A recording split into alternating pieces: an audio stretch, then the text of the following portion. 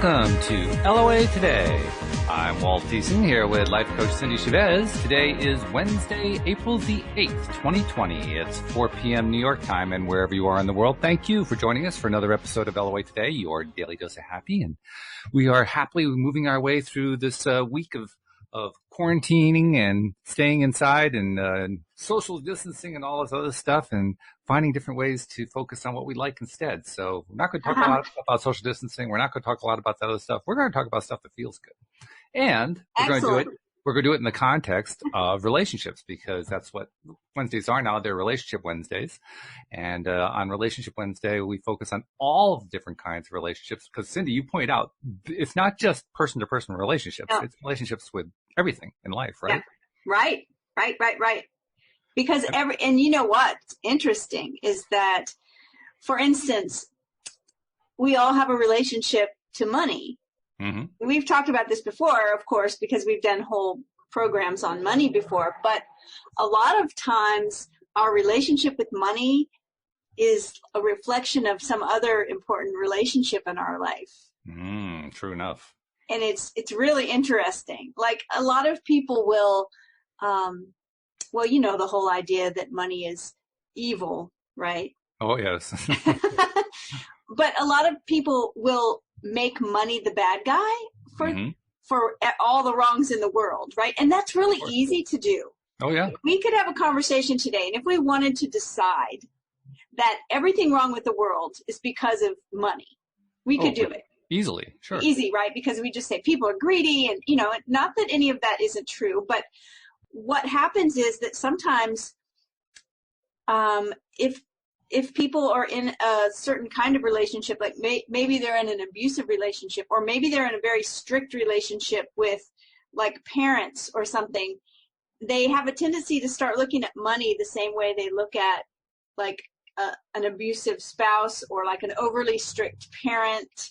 Like, seriously, like, and it's really interesting to find those patterns. Like, sometimes when I'm coaching someone around one thing, they'll realize that they have the exact same kind of relationship with something else. Right. And it's always like, oh, because the cool thing is that sometimes when you fix one, the other one fixes itself. Which makes it easier. Two for the price of one. Yeah. Because it's always, you know, it's always about us, our relationships, and how we relate to anything, our job, our body, our money, our lovers, our friends, our teachers. It's always some kind of reflecting something about us back to us. It's funny that you mentioned that, because I don't know if do you get the Abraham Hicks daily quotes that come in the email? I don't know if you get that. I do. I didn't read the one today. Well, the one today was interesting, and that's why I brought it up. It says, it's obviously a situation where they were addressing particularly personal relationships. Okay. But in the context of what you were saying, it's pretty clear it applies to all the relationships. Okay. So let me just read it. It says, you cannot worry about someone and love them at the same time. Most people mistake the emotion of worry for the emotion of love. They think that worrying about somebody means that you love them. Now, take that same quote and apply it to the one you just talked about with money. Right. Like same money. Thing. Right? You cannot worry about money and love money at the same time. Wow. No, that's powerful. Because we talked about this before when we did our money show, is that people will say, no, I really do. I want more money, and I do love money. I think money's great, and I do focus on money. And then if you talk a little more, you realize that what the focus is actually on is on the lack of money. Or there's that underlying, you know, a lot of people that consider themselves spiritual have a really hard time with money because they see money as not spiritual. Yeah. Right. Like, an interesting dynamic that has happened since this whole COVID-19 thing with the quarantining. I know you said we're not going to talk about too much, but with people being out of work. So there's this, like, especially like the whole service industry is out of work, right? Absolutely. Yeah. But that doesn't mean everyone's out of work. There are a lot of people out of work, but there are a lot of people that have secure jobs. Sure. And for some reason, like the helping industry, like my industry, the coaches, there are a bunch of different messages going on out there. Like, there's one message saying that is where I stand, right? And it says, look, you got into this business. This is what you do for a living, to help people. Mm-hmm. Like, if you're not working now, like, you need to be there. People need help right now. Right. But there's another train of thought also that's very, there's a lot of shaming of, how dare you sell your services now? How dare you try to market now when people are hurting and out of work? And it's like, somebody brought up that there was a lot of misogyny involved in that, because they said nobody is shaming, it was another coach that said, nobody's shaming my husband, who's a realtor, who's out selling, real estate. True. Nobody, but it's always the caring professions, which are predominantly women. So it always says, it's like, well, you should be stepping up and caring for free. But here's the thing, is that when coaches and other people in caring professions, when we make money, we spend the money. It goes back into the economy to help all the people that are suddenly out of work. So, right? Well, plus when I hear a complaint like that, I mean, the same quote, it's an Abraham quote, comes back to mind over and over again, that when somebody is complaining about somebody else charging money for what they're doing, what they're really doing is they're expressing their own sense of lack. This is them coming from a place of lack and basically externalizing their lack on somebody else, saying, well, it's all their fault. Yeah. They're the reason why I'm feeling so lackful right now. Yeah. It's always projection, right? Yeah. But it's if we start looking at things as relational, so it's how we relate to other people and other things, it really has the potential to change our life when we do that. Yes. Why? Well, because it puts us in a place of taking responsibility and not blame. Mm-hmm. And you cannot be a successful conscious creator without taking responsibility for your own experience. True. I don't think it's possible. I agree. Yeah. I think it is number one. Like, it's the first thing that has to happen. Yeah. Right? And because, in fact, you can't make progress without it, actually. You cannot be a victim and consciously creating something besides victimhood. Not that people don't try. People they try do all the time. Oh, yeah. So I don't know if this is a relationship thing, but I got really fired up with a thought this week and said, oh my gosh, I'm going to have to talk about this because I can't shut up about it. And unfortunately for my husband, he's the only one here with me, so he gets to hear all this stuff because I can't stop talking about it, right? He doesn't mind. But I made a note to him that, oh my gosh, I was telling him this and I was really fired up about it. And he was like, you need to go talk about this on the podcast and to your group. Okay. Well, thank you, Scott, for bringing up a topic for us to talk about. I appreciate that. Yes. Well, here is my thought. Because you hear me say all the time, right, that all of your emotions are a miracle, that we should not, be afraid of uncomfortable emotions, especially right now. The world is like upside down. All these things are going on. And it's like, yes, we can keep our distance from the news. That helps. Oh, yes. But still, like, I have people now, I think all of us might get here to the place where we're only 1 or 2 degrees away from somebody who's really suffering with this disease, right? Oh, sure. So it's like, oh no, it's one thing to turn off the news, but it's another thing when a friend calls and says my dad is, on a ventilator or whatever. So then it's like, okay, it's right here in our lap.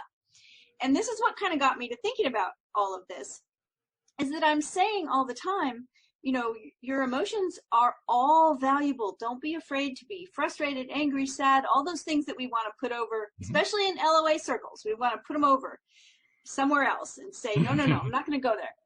Well, this is I had a conversation, and it is for the umpteenth time. I have this conversation a lot with different people, right? And I'm talking about people who are familiar with law of attraction, and not just familiar, but like they've used it and it's worked for them.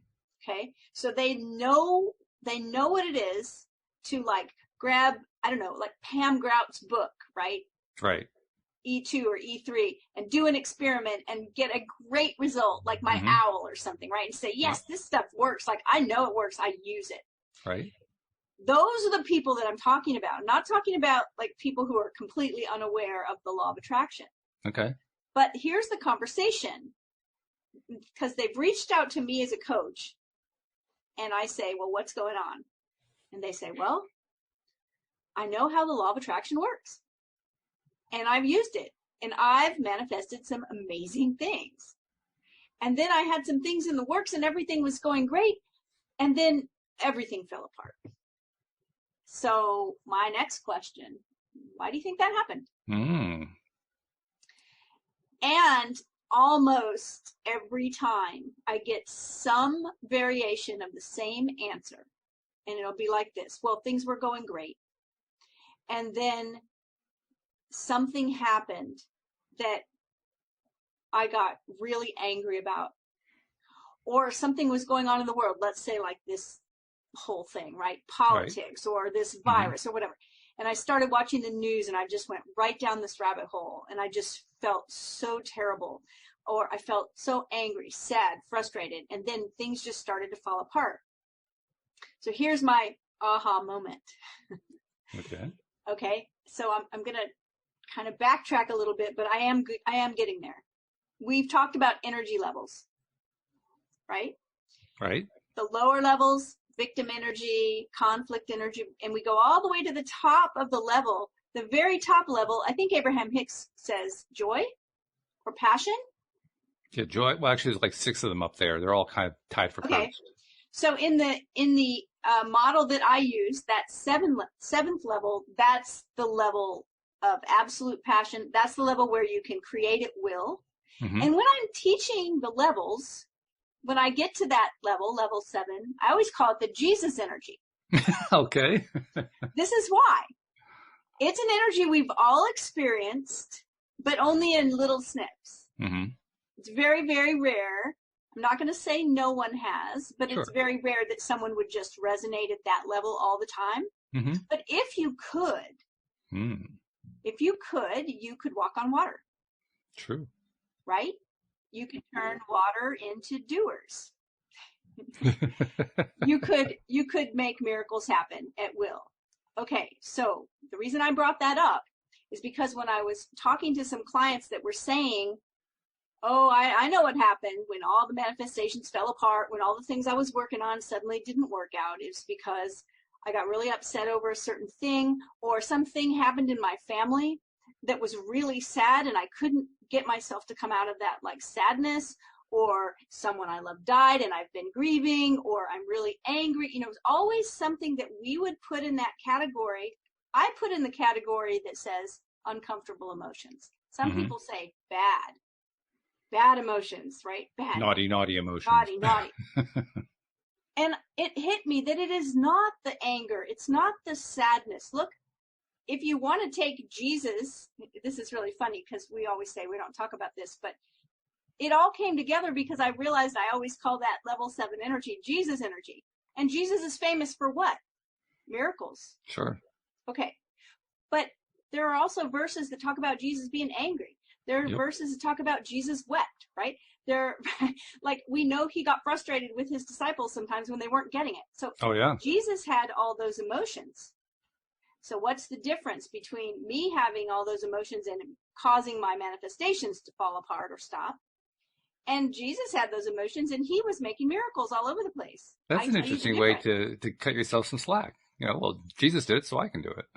Well, the difference is that it's not that I'm angry or sad or frustrated. It's that I judge myself for having those emotions. Exactly. Right? Yeah. It's the judgment I place on those emotions. It's not the emotions. Yeah. And I thought about Jesus and his message, judge not. Jesus didn't judge those emotions. Jesus didn't judge anybody. Jesus was condemned for hanging out with tax collectors and prostitutes. Yep. Right? So what hit me was how often, especially people who are learned in law of attraction, will judge themselves for having an emotion that's uncomfortable. It's not the uncomfortable emotion that's blocking your manifestation. It's the judgment you're putting on it. Oh, yeah. Right? No doubt. So if we want to make a relationship out of this, we say, what is your relationship to uncomfortable emotions. So one of the key symptoms of victim energy is avoidance, right? So if I was in a relationship with you, which I am, you're my friend, you're the co-host of our podcast, right? If I started avoiding you, well, we wouldn't have a podcast. Well, no, right? that's not what you're Or doing. think about if you emailed me about something and I just never answered, right? Or you texted me and I didn't answer, or you called me and I didn't answer. I was just avoiding. You'd be like, "What is going on?" Right? Yeah.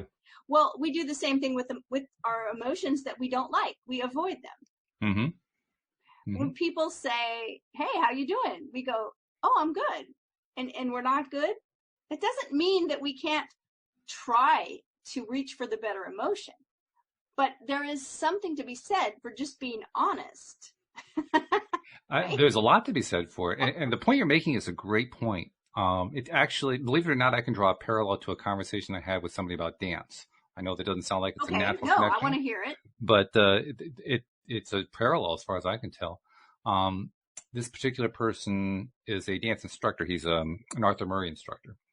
And he had, this was before all the craziness started to happen. He had a couple of students who he wanted to help them get more practice time. Right. And so he was asking for recommendations on local venues that they could go to that would, I guess they were country dancers or something like that. I can't remember exactly what the style is, two-step maybe, where they could practice their two-step. And there's one that's about, maybe like an hour from here. It's called the Cadillac Ranch, and it's got a lot of country western type music and so forth. And it has a lot of very skilled dancers there. And he said, I don't really want to send them to the Cadillac Ranch because I don't want to put too much pressure on them, which I totally understood because I'm not a country dancer. I'm a swing dancer. Pressure, like there being like top-notch dancers there that they didn't have to feel they were competing with. Okay. Yeah, exactly.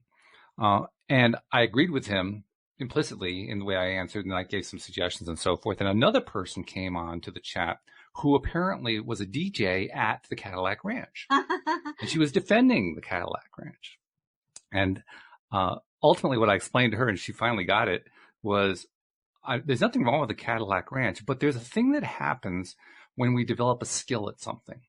That's when we become more critical, self-critical, and critical of others. That's when we become more judgmental because we're getting better at it. We're honing the skill. So we're more focused on it, doing it right and having the right style and looking good and all that kind of stuff. And so it can be very intimidating for beginners going into a dance environment where there are a whole bunch of skilled dancers, not just because they're beginners, but because there's a very decent chance that, not most, a tiny percentage, will start cutting them up for being beginners. Because I've experienced that. I know what that's like. So literally what I recommended was go to a bar that has no dancers, because everybody in that bar will know nothing about dance and they'll be blown away by whatever steps you can do. Then you get to have fun and be a star. Exactly. Everybody will be impressed with you. Right. In other words, there's no judging going on there. Yeah. Or perhaps you might say it's reverse judging. It's like appreciation. Right. Really, that's what the opposite of judging is. It's appreciating. Right? Yes. Yeah. Yes. No, I see the parallel there, and that's exactly it.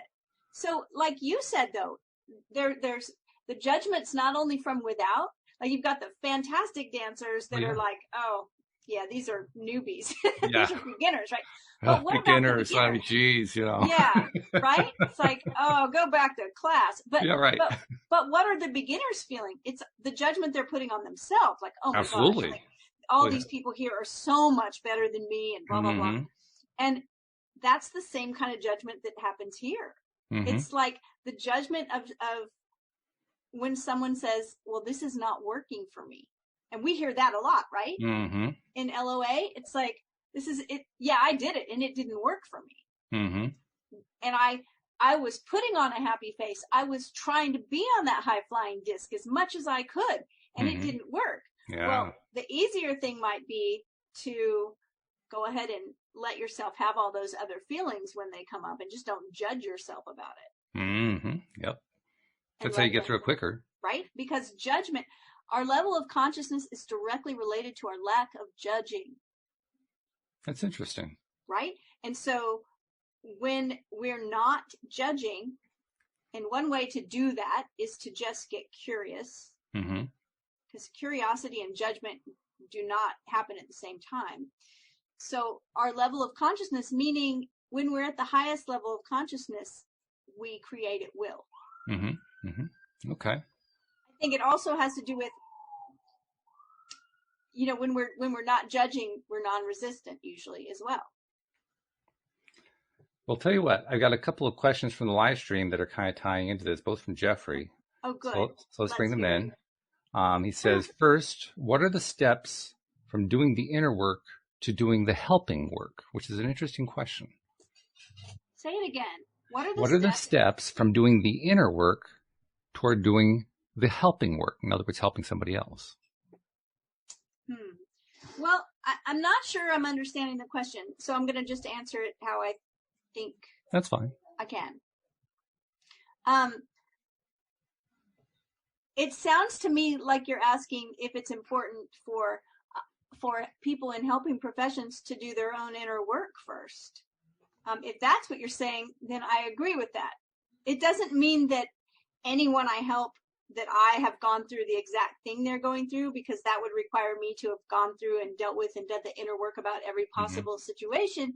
But I think it is important for us to do our own inner work so that we can only help somebody to the degree that we've experienced growth.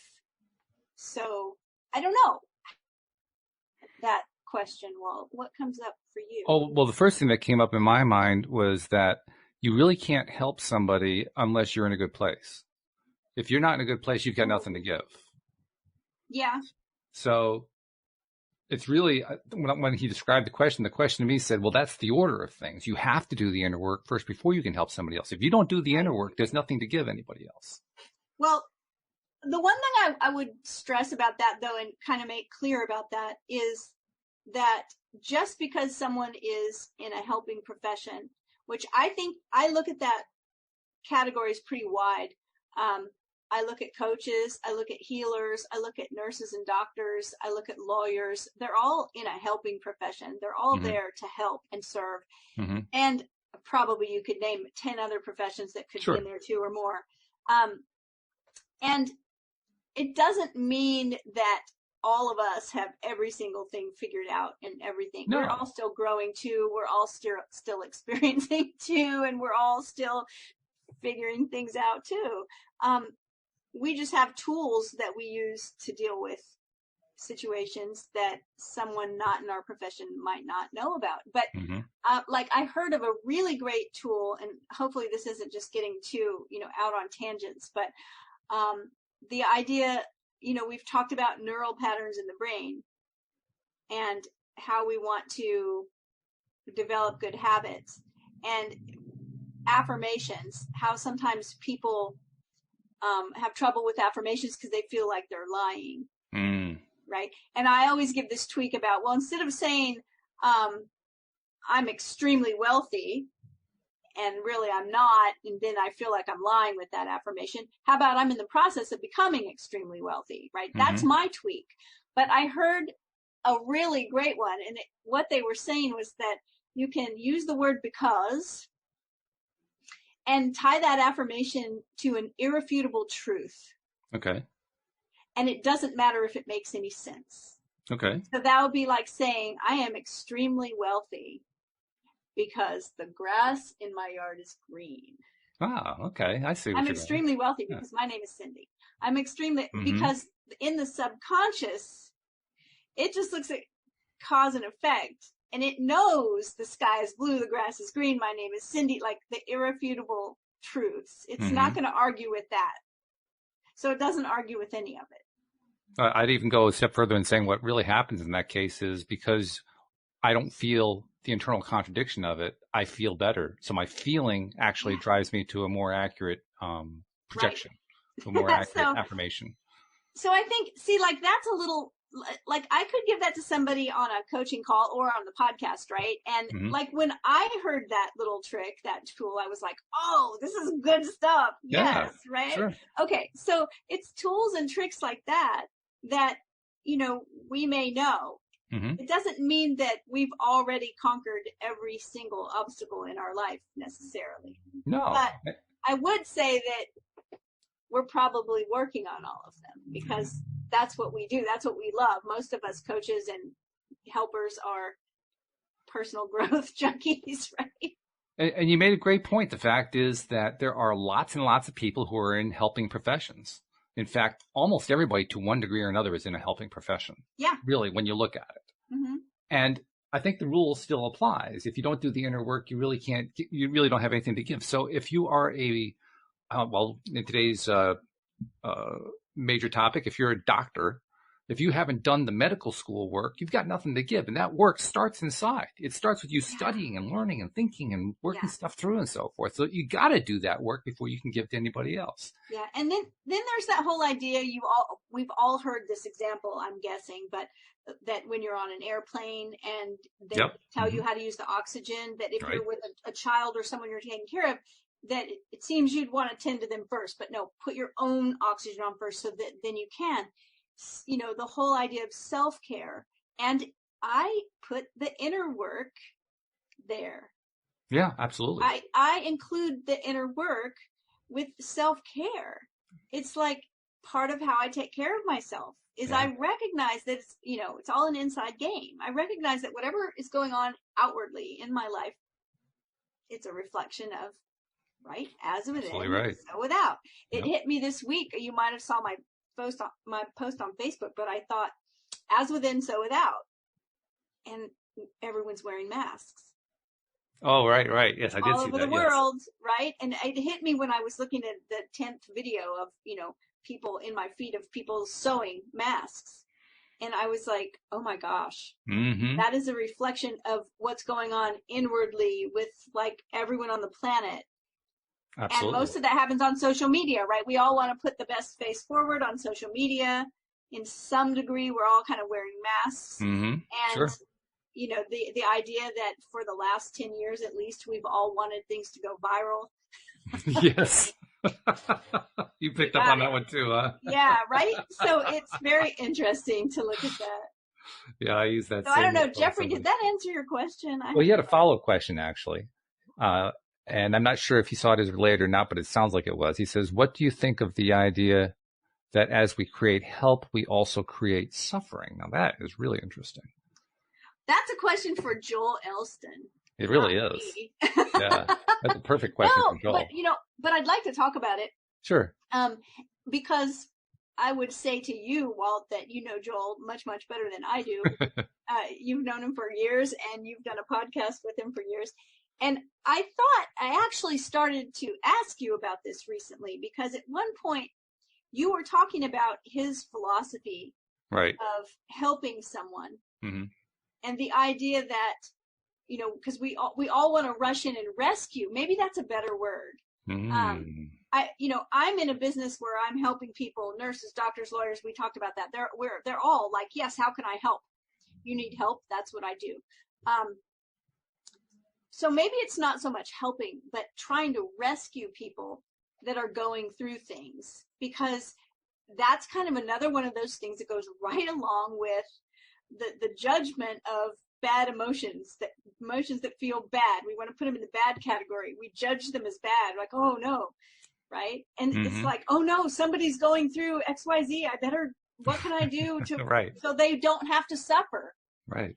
And so I don't know if helping is creating suffering. I mean, most of us want to relieve suffering. I do anyway. When someone comes to me on the phone and they're suffering, I want them to recognize that life on earth is painful sometimes. That pain is inevitable, but suffering is optional. We're all going to experience pain, but suffering happens from all the stories that we tell about the pain and what we make the pain mean about us. That's where we started today in this conversation, right? Right. Yeah. If I'm feeling frustrated, and I think if I have a belief that this frustration I'm feeling is going to tank all of my manifestations I've been working on, right? Then it probably is going to happen. And that makes me suffer. That is like, oh, I'm suffering so much. I can't break out of this emotion, and the emotion is going to completely tank all of these things I'm working on. But if I don't have that belief and I just don't judge myself about it and say, yeah, this is really, I feel really frustrated about this. And I don't make it mean anything. And I don't ascribe to the belief that it's going to completely ruin my manifestations, then it won't. That's right. It's exactly right. And I think Joel would agree with you, by the way. Okay. So I think it's about worrying that other people are going through something hard and we don't want them to. And anybody that has people they love understands this. I was going to, you don't even have to have children. If you have children, I'm sure you recognize this. If you have pets, you recognize this, right? Your pet is stuck somewhere like, oh, no, I have to get them out, right? It's like, because we care about people and animals and we don't want them to suffer. So once again, Jeffrey, I don't think I answered your question at all, but I had fun talking. No, I think you actually answered it to a large degree. I'll take it. Well, I think Joel would take it a step further. I'll take it where I think he would take it. Okay, yes, that's what I want to hear. He would say that struggles happen in life, but suffering is optional. Okay. Meaning that things happen, stuff happens, and yeah, we attract it, but stuff still happens. Stuff happens, and we have to deal with it, and it. We can deal with it by running away. We can deal with it head on. There are a lot of ways we can deal with it. We can try to avoid it, but stuff happens. But suffering is a mental state. That's a state of, I'm going to respond to this state of stuff of struggling by saying, oh, this is so miserable. I am so upset. I am just in a terrible place because of this horrible thing. That's suffering.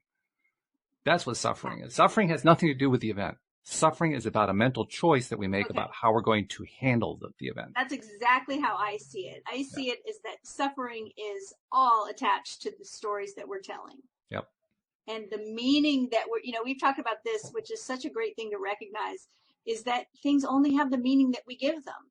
Mm. And it's really amazing to catch yourself assuming something. Right? I mean, haven't we all done it? You email someone that they don't email back, and you're like, wonder if did I say something that maybe upset them, or right? So you email again and you don't hear from them, and then you start really worrying about it. Like, gosh, what is going on? I bet they're upset with me because of whatever. And then suddenly they reach out and they're like, oh, sorry, I've been slammed at work and I saw your email, but I haven't been, and they go, I felt so bad that I hadn't got back to you. And you're like, oh, all of those stories why? Because when we're in that place of going, oh, I bet this person's upset with me, we're suffering. Mm-hmm. We're creating some version of suffering for ourselves. We always create it for ourselves, unfortunately, right? Or interestingly enough, even when we're thinking about somebody else, we're still creating it for ourselves. That's the really interesting part. Right. That's that whole idea that when how you know if your thoughts are helping someone is that, are you thinking things about them that cause you to feel good? Or are you thinking, and oh my gosh, I just wanted to do the giant face palm when I read that, because I was like, there was someone in my life that I cared a lot about that I was really worrying about. And every time they popped into my mind, it would be some worrying thought. And I realized I am not doing them any good. That's right. I'm not doing them good by this. So if I envision them getting through their struggle and learning some lesson from it, maybe having some victory about it, having success because of it, turning that lead into gold. When I think of that, it feels good. I'm like, oh yeah, I can see that. Then I know I'm doing some good for them. Exactly. Well, this is what silver linings are about. I mean, we all know the old adage, but that's what a silver lining is. A silver lining is looking at a situation, and instead of saying all the suffering type stories, turning around and saying, well, where's the good news in all this? There's some good news here if I can just find it. What is it? Right. And that's what I've been trying to do with this whole situation that's gotten so out of hand. There's a lot of it that frustrates me because I think it's been handled poorly and I think it could have been prevented. So it's easy to get frustrated about it. I've actually trained myself to get that thought and say, oops, nope, I'm on the wrong track. Right. Get off that track. Right. So that's what I've been doing. I've been going, but here's the thing. All of that's in the past. Yes. Right? It's like we are where we are. Mm-hmm. And all of my frustration over how something was handled, no matter what it was, whether it's a global pandemic or whether it's something, that's little tiny thing in my own home, it's in the past. That's right. So what do you do with it now? And how can you take whatever situation that you're frustrated with or worried about? How can you see it as an opportunity for things to be so much better? That's what I really want all of the conscious creators to be doing, is to be saying, how can this be, that idea about the slingshot? What do you mean? There's an idea that the energy of a slingshot. So you imagine you pull that slingshot back, and when you let go, it's the energy there that's forcing the whatever it is to fly out, the ball or whatever. So the idea is that in our individual lives, whatever thing we feel has pulled us back, whatever thing has held us back, whatever is that the energy of that actually can be utilized to spring us forward. Joel will love that one.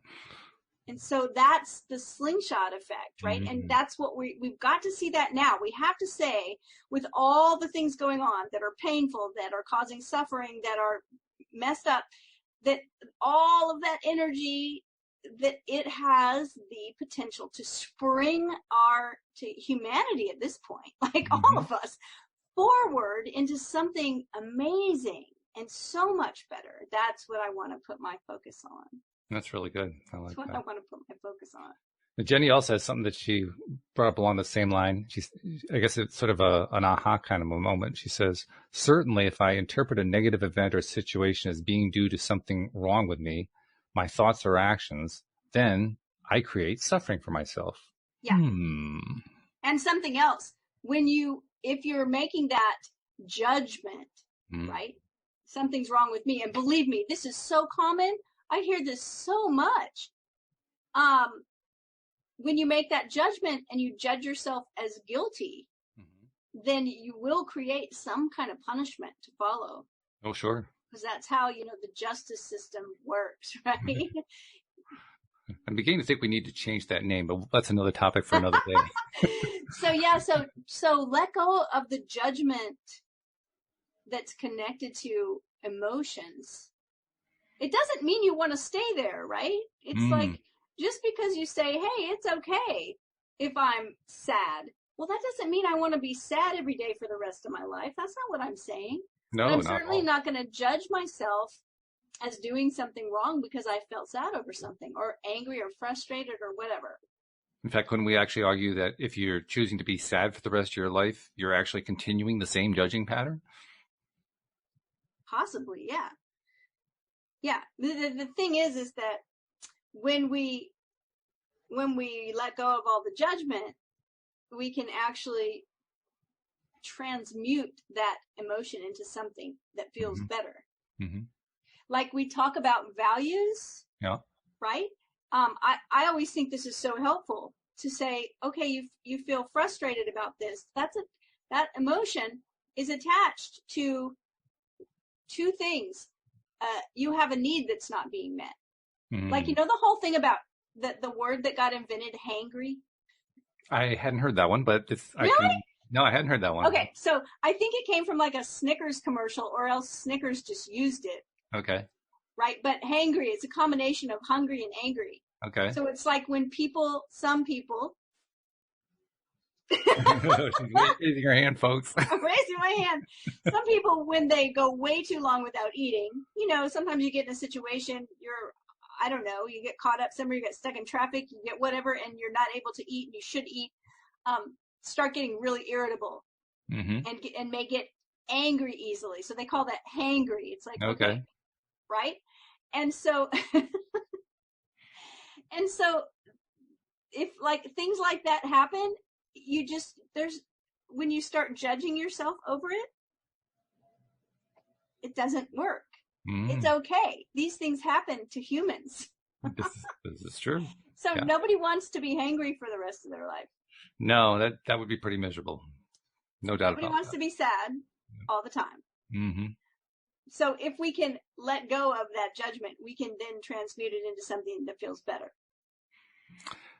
I've got a couple of other things I want to bring up along these same lines that I saw on Facebook. But before we do that, I want to make sure that I get our promotional messages in. So if you're not Yeah. yet subscribed to the podcast, this is the kind of great conversation that you get 5 days a week, Monday through Friday, 5 hours of this programming, and it's all on the positive. It's all pushing, feeling good. That's why we call it your daily dose of happy. You don't get that in many places. And especially these days, it's really, really important to have. So become a subscriber if you're not already subscribed. Actually, we know most of you are subscribed, but those of you who are not subscribed, please do it. If you don't know how to do it, just go to the homepage of our website, loatoday.net, and you will find instructions at the top of the page that will just guide you right through it. And also check us out on YouTube. You can actually see us as we do this because we live stream to YouTube while we're recording. And check us out. You can see my new backgrounds that I have in the background. Louis has it now. Uona has it. I mean, everybody's kind of adding on backgrounds these days, so backgrounds are the new thing. But check us out, and you can see us as we're doing this, and make sure you click the little bell on YouTube so you get notified each time that we're live or each time that we've recorded something, so you can check us out there. But please follow us, please subscribe, because, hey, this is good stuff. This is stuff that picks you up, and that's what's really important today. So anyway, on Facebook, I saw a couple of posts I wanted to share, and they're right in line with what we're talking about here.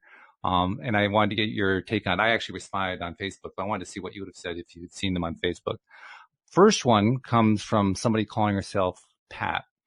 And I said we weren't going to talk about the pandemic, but she does, so we'll open it up just that much. She says, since the beginning of this pandemic, I've not felt any emotional attachment to what is going on. Yes, I follow the rules. I've stocked up on food staples to prepare for a long haul. Yes, I'm building up my immune system. Yes, I've used a mask when I had to go out. All outward actions. But inside me, I can feel no anxiety, no fear. I'm just observing and wondering. I'm wondering, what is really going on? Is this physical or spiritual? I'm wondering if we're being manipulated. I'm curious. I'm just observing it all, and I can tell my mind is open to any explanation with no preference on which explanation is the truth. I have no emotional or mental resistance to this event, and this morning it occurred to me that there may be many, many people out there doing the same. So she wanted to know, does anyone else have the same experience going on? Well, something was curious to me in that statement, and is the idea of having no preference towards which answer would be truthful or Mm-hmm. the truth. Mm-hmm. I think I have a tendency to have a preference for the truth. So I'm not sure about how to answer the question. It sounds to me, I could look at it like this. It sounds to me this is somebody that has done all the things that are important to do. So she's not in denial that something's going on. Right. She's saying, no, I see that it's going on, and I see that I need to stock up and wash my hands and stay inside and, do all the things that the people that are experts are telling me are important. Mm-hmm. But I'm not really feeling any sense of fear or anxiety about it. I would say, well, great. Mm-hmm. Great, right? There are people that think that the media is trying to stir us up and make us afraid. I don't think that the media is wholesale trying to scare anyone. Not consciously. It's kind of like, if the news that's being reported is scary, then and you feel scared over it, okay, it's okay. We do have to be honest. That's how they make their money. They have always made their money by putting out headlines and stories that have a strong negative focus, so that you just keep getting drawn into it. But it's not that they're doing something special in this case. This is just continuation of business as usual. But when we use the ubiquitous they, right? They do this. They were lumping in thousands or hundreds of thousands of journalists and saying that they all do the same thing, which I don't believe is ever true of any group. Okay, that's fair. And I think there are people out there that are, yes, there are people that are going to sensationalize everything. But when we just wholesale decide that's what they do, then we start leaning towards being open to conspiracy theories and things like that. And, oh, yeah. So I think, but as far as I kind of understand the question in the sense that there have been times when something happened. Now, it wasn't a global pandemic. It was something very much closer to home, and just like someone said something to me, kind of, two people in a relationship having a conversation thing. But I remember when my son, I don't remember what happened. I just remember when my son was like a teenager, he said or did something, And I had no, like, my logical part of my brain was saying, wow, that really should have upset you. But I didn't feel upset. I didn't feel anything. I was like, you know, and I looked at that later and said, well, that was because, you know, Jeffrey was talking about inner work. That was because of the inner work that I had done to where I just didn't have an emotional charge over certain things. Right? And that is because of judgment. Like when we get an emotional charge, it's because we have judged something to mean a certain thing. Mm-hmm. So as far as saying, look, this whole thing, I've prepared for it, but I just don't feel fear or anxiety, I'm going, well, good for you. You must have done the inner work. That was my answer. Yeah, literally. Right? That's exactly how it started out. Good for you. That was the first 3 words I wrote. but we also say, and I think this is where I started with the hangry comment, and I never got back to it, but 2 things. When you feel anything, whether it's hangry or anxious or joyful or whatever, if it feels uncomfortable, you have a need that's not being met. So if you get hangry, it's because you need food. Mm-hmm. And that's how your body reacts, mm-hmm. right? There's a physical need that needs to be met. And then once you get something to eat, you're like, okay, cool, I feel better now. Sorry that mm-hmm. I was so irritable. I just really needed something to eat. The other thing is value system. So like when you feel guilty, like if my best friend keeps reaching out to me and I've been so busy, I haven't been able to call her back, and I start feeling guilty about it. Like, oh, I really need to call her. Why do I feel guilty? Because I have a value around what it means to be a good friend. That's all. So if you're sad about this whole pandemic or you're scared, you have a value attached to that. Right. What is your value? Well, you care about, you're compassionate. You're watching people die. It's not fun, right? I mean, if you bring it back to your value, you'll judge yourself much less. You'll be like, okay, I have these feelings because I have this value around whatever. Mm-hmm. Yeah. There's certainly going to be some benefit to that. I can also see that it could play out that somebody goes to look at their values and their values are such that, to put a fine point on it, they value blame. They value pointing fingers. And maybe, yeah. But so if you come back to that, you're going to kind of reinforce it. So there's like a little bit of a 2-way street there. If you come back to that, then if you're in blame, and whether you're blaming yourself or you're blaming someone else, you're always in a very low level catabolic energy, exactly. Victim energy, right? Because it happens in relationships when like couples or parents and kids or whatever, but get in an argument. Mm-hmm. Nobody wants to be the bully. Right. So they blame the other person. They're like, well, this is your fault because you said ironic, whatever. That's what a bully does. Right? And that person says, I did not. I only did it because you did blah, blah, blah. Yes. So they're both vying for victim status. They want to be the victim. They don't want to be the bully. It's like, no, this isn't my fault. And what do you think gets created when 2 people are vibing together, creating as much victim energy as possible? But let's just say what they're creating is a vibe I don't want to be anywhere near. Yeah, well, it's not going to create. They're just going to create more of the same. Yes. And so if you catch yourself, one of the biggest symptoms of a really low level of not just energy, but self-love is judging other people. And so if we're judging and blaming, and, it's not a high level of consciousness that's going to be able to create anything, but more of the same. Mm-hmm. Mm-hmm. So it's a good idea to let go of it, however you can. Yep. But most of it's always pointed. The worst of it's pointed at ourselves. Oh God, yes. If you're blaming and judging someone else, then you know how that saying that says if you're pointing a finger, you've got 3 others pointing back at you. Pointing back at you. Yeah. Well, there's some truth to that in that we always, whatever the judgment line is, we're putting that judgment on ourselves as well. Absolutely. Oh, and yeah. That's a terrible place to be. I'd say there's a lot of truth in it. I'd say it's an LOA truth, because the moment that we're putting out that kind of judgment, we don't put out that kind of judgment in a way that says, I am so happy and joyful. Right? So we're putting out an energy that says, "Ruh." And when you put out an energy that says, "Ruh," you get back an energy that says, "Ruh." I don't care what you call it. That's just what you get back. So it's okay to feel those things, and feel them without judgment. But remember that emotions are energy in motion. They need to pass through you. Yes. And they will in about 90 seconds if we don't keep adding on to the story. That's the great news. We don't have to suffer very long. We can suffer for a very, very short period of time and basically say, and is it even suffering, right? It might just be feeling the pain. Yeah. And when we suffer, suffering with a choice. I mean, like you said, you can choose not to suffer about it at all. You can just feel the pain and not be suffering. You know, I guess I was kind of emoting to those who are the sufferers. Well, you know, we get to make that choice. We certainly do. I don't want to suffer. Suffering's not fun. Suffering. No.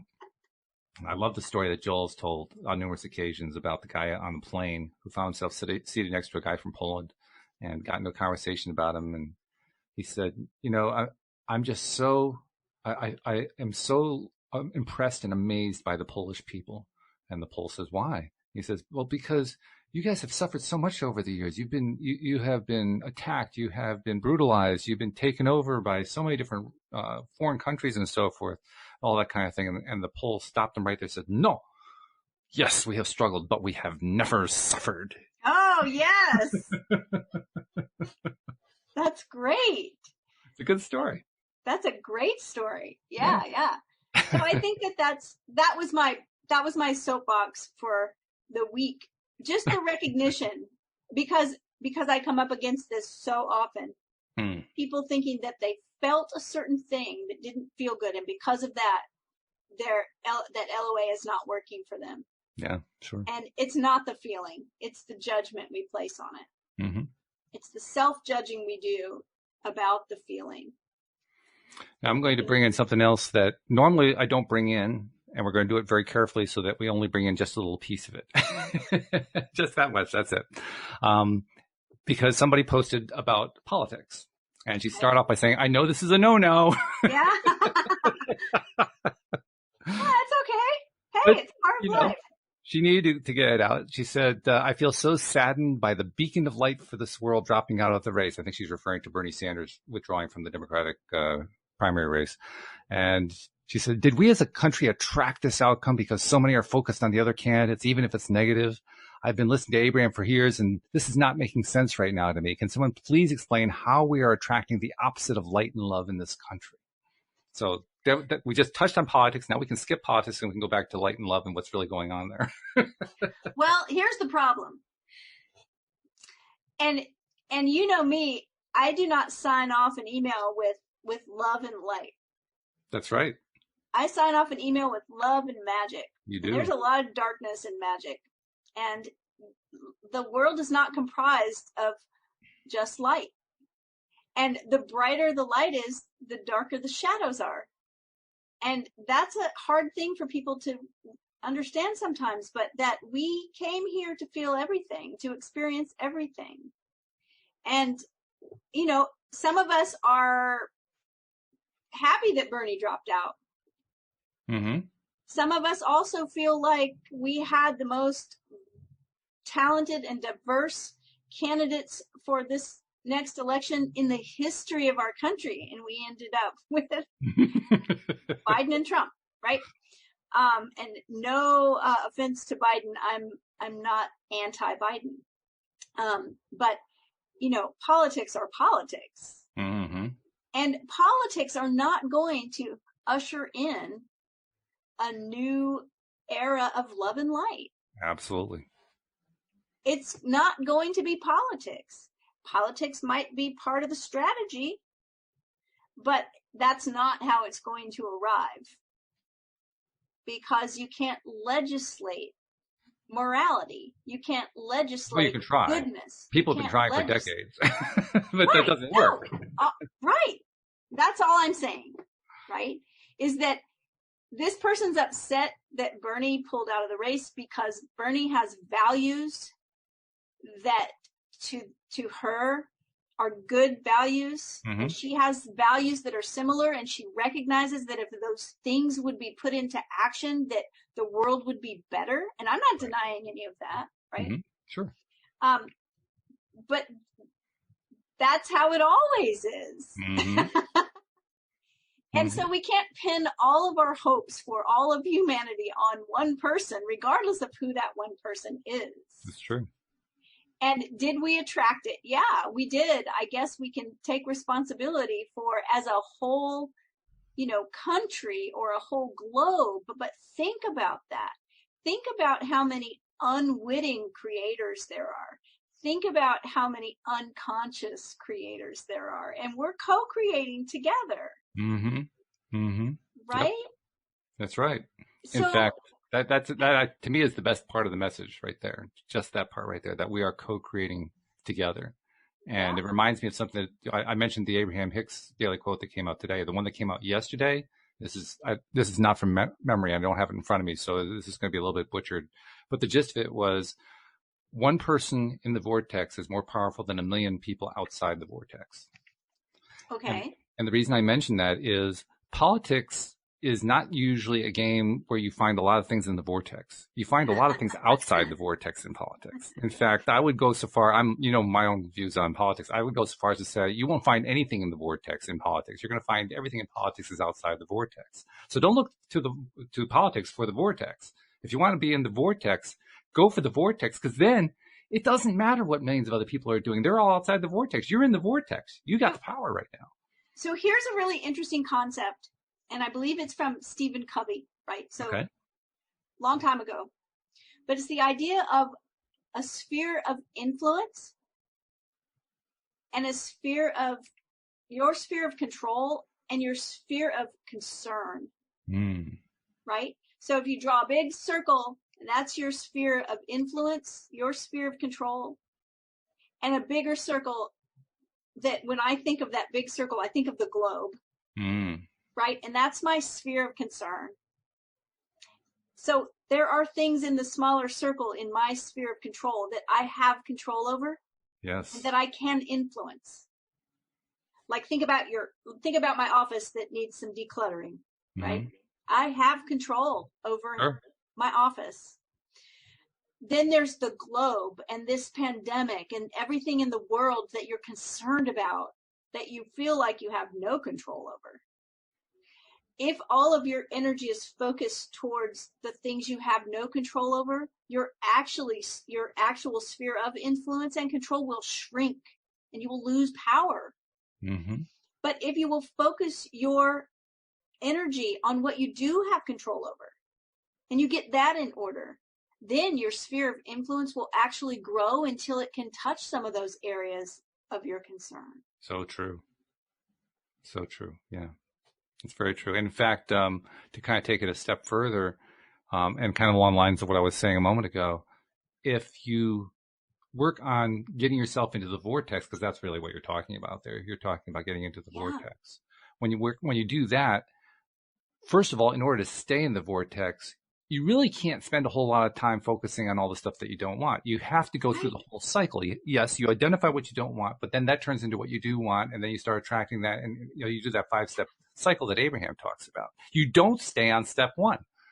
That's what we've been talking about this show. People who stay on step one, who are just angry all the time or frustrated all the time or whatever, because they're just on step one, continuous step one, over and over and over. Step one, step one, step one, step one. You got to move to the I was telling my husband this last night, and he said, like the serenity prayer. Right? Yeah. About being able to recognize the things that you can change. Exactly. And not to worry about those things that you can't change. If you focus your energy on what you can affect, then that sphere will grow, and it will start to reach into the other places that you are concerned about. I think that's a great It is. place. By the way, there's also one other thing that I'll share. I've had my own background politically, and I've had a lot of political stuff I had to let go of over the years and so forth. One thing that I can tell to somebody, if you're dealing with the addiction to politics that I went through, and I will not hesitate to call it that, because I had very much been addicted to politics in the past.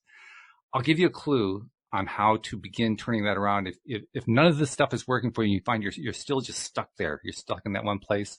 Try this little exercise. Take whatever your favorite political issue is and express it only in the positive. Don't say it any way about, I don't want this to happen. And see if you can do that. That exercise alone will get you into the vortex. Right. Talk about what you do want to happen. Yeah. Yeah. And right. By the way, this is a great way to shut somebody up who's a political operative, because they're not used to thinking that way. They don't know how to answer. They're like, aren't you upset that this and this and this hasn't happened? And you're like, well, no, I want this to happen. Yeah. Well, I want of this course we all want that. This is what I want. Awesome. Oh, this is good. This has been fun. So thank you for this exploration about emotions. And, we don't have to be afraid of them anymore, do we? We can let go of that fear and just move through them. And just don't judge them. Don't judge yourself. Don't make it wrong. That's the number one thing. As soon as you make it wrong, that's what will affect your manifestations. There you go. In a nutshell. Thank you very much, Cindie. We appreciate it as usual. Thank you, live streamers. Especially thank you to our podcast listeners as well. We'll see you all next time here on LOA Today. Goodbye, everybody.